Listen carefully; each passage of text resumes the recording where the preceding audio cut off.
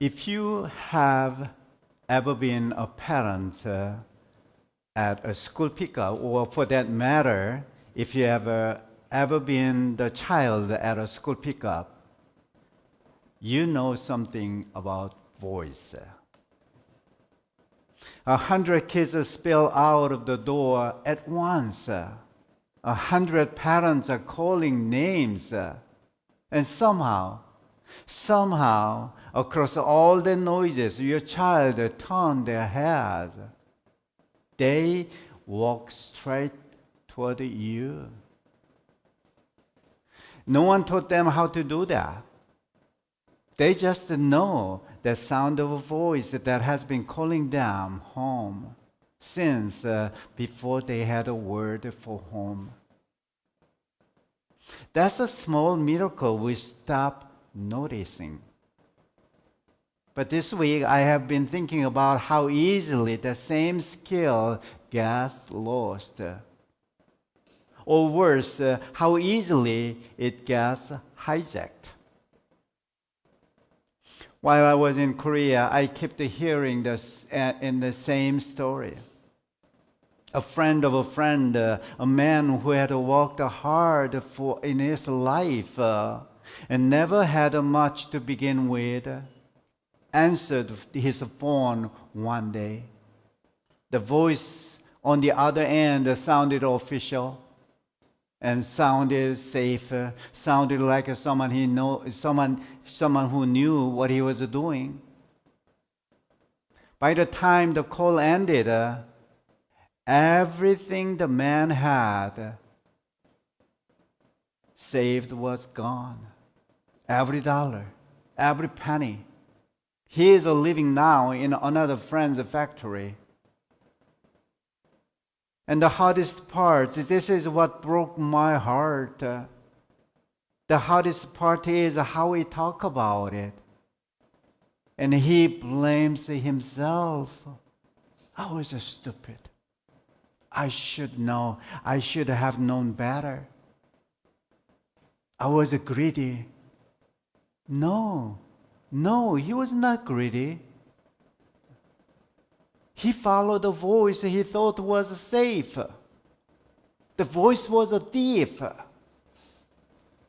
And I wish I could tell you this is only a story in Korea. It is not. Right here in Santa Cruz, we installed a prayer box in our parking lot. You have seen it, right? The idea was simple. A quiet place where the neighbor passing by could drop in for their prayer request. And we would hold that prayer before God on their behalf. A threshold, a low gate, an invitation. But some of the notes that come into that box do not ask for prayer.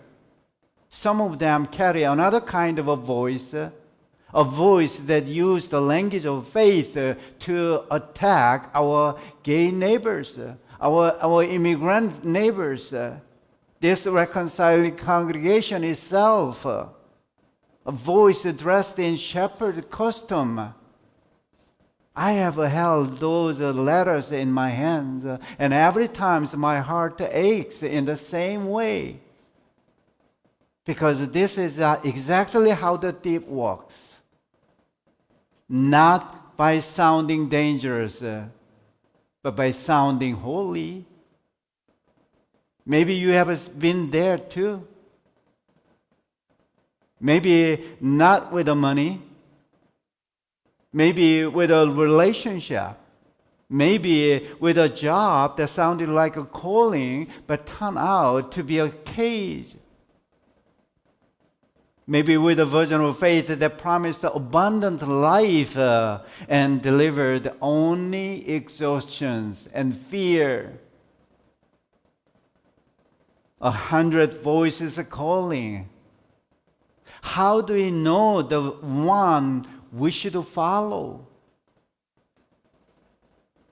Here, again, the word of Jesus from the Gospel of John, chapter 10. I read, He calls His own sheep by name. He lead them out. When he has brought out of all His own, He goes ahead of them, and the sheep follow Him because they know His voice. I am the gate. Whoever enters by me will be saved, and I will come in and will come in and go out and find a pasture. I came that they may have life and have it abundantly. Something surprised me this week as I sat with this text. I had always pictured Jesus here as a good shepherd. That is the icon we know.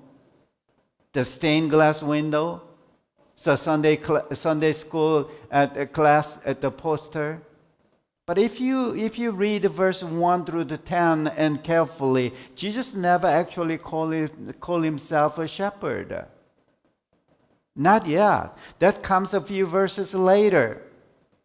Here he says something stranger. He says, I am the gate. The gate. Not the shepherd, the gate.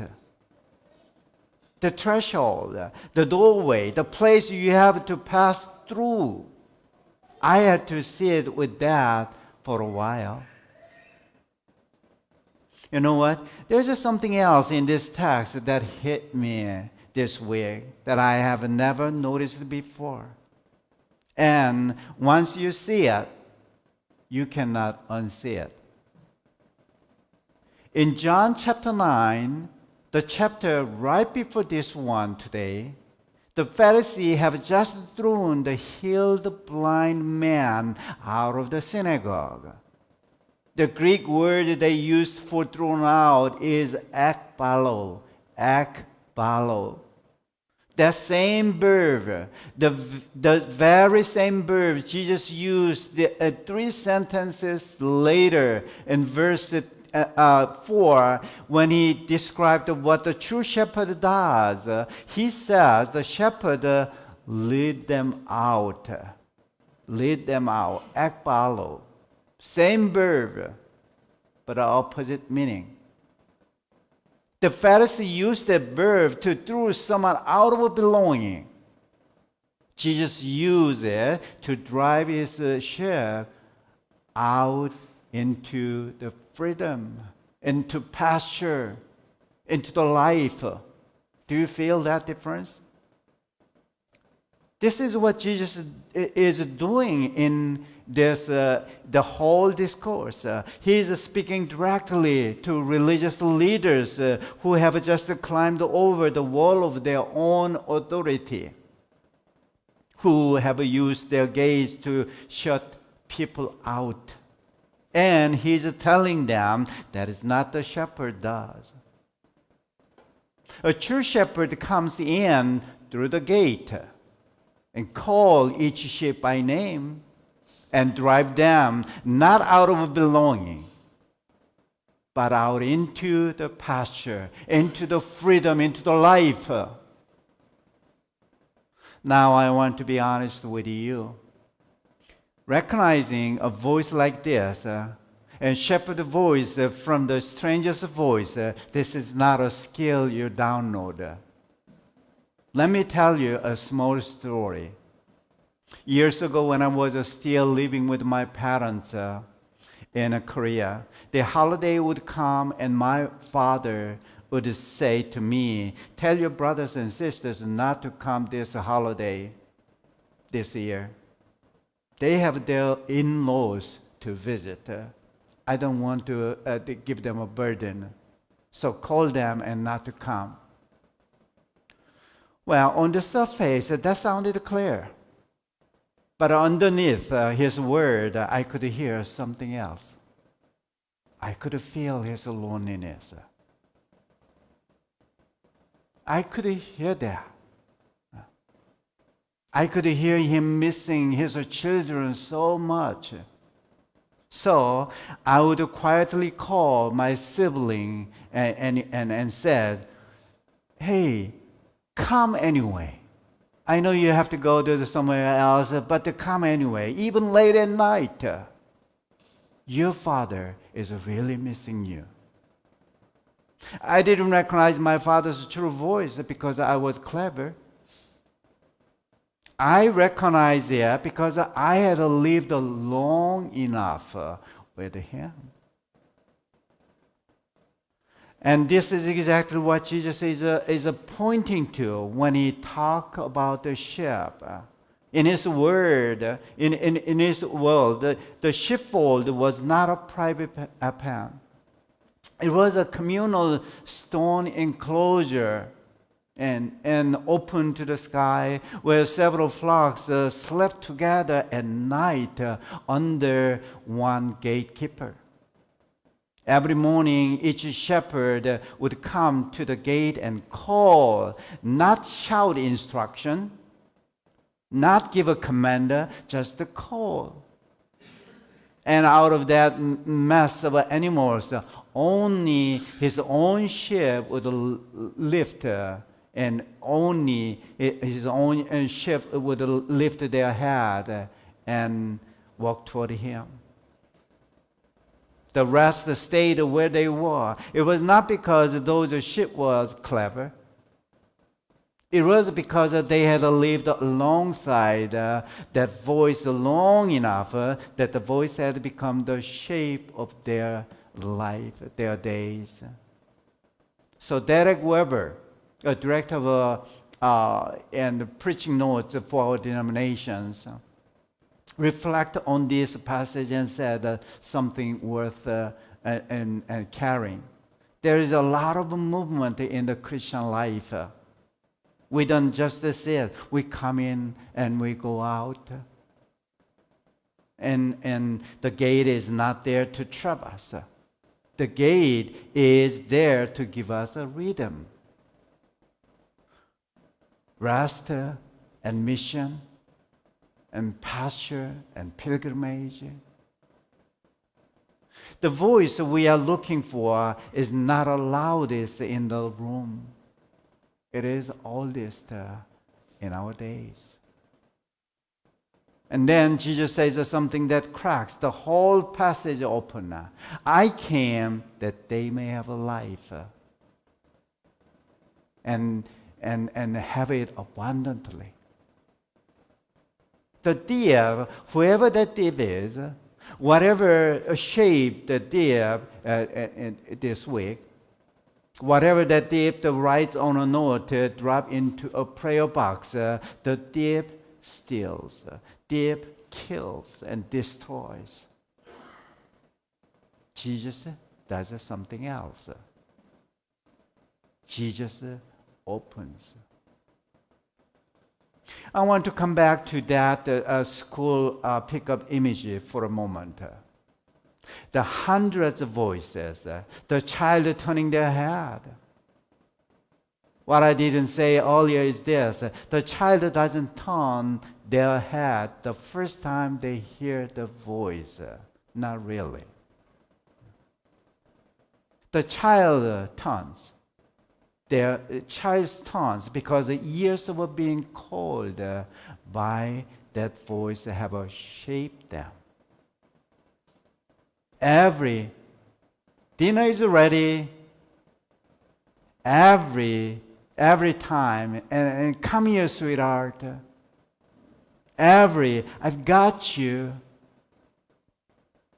Every time that voice has called them home, all of it is stored somewhere beneath the conscious mind. And when the voice rises above the crowd, the body knows before the brain does. That is what sheep do. That is what we are invited to do. But here's what I have been wrestling with this week. And I want to say this honestly. So some of us have spent a long time running from a voice.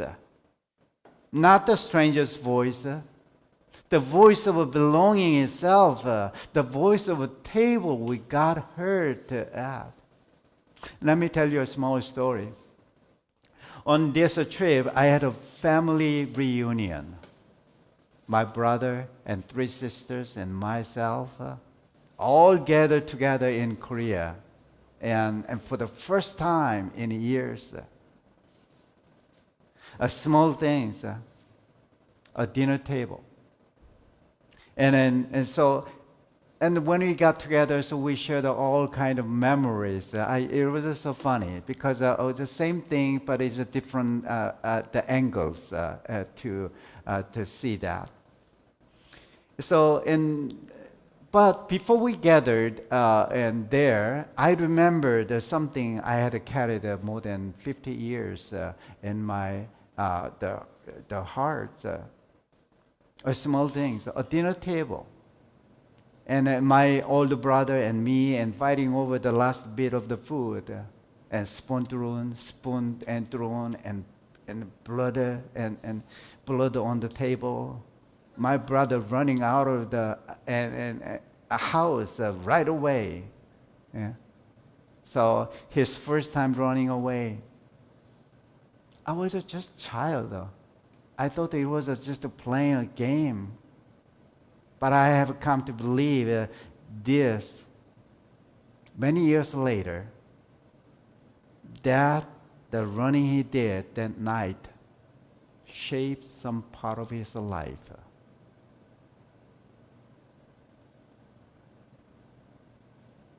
So on this trip, I apologized.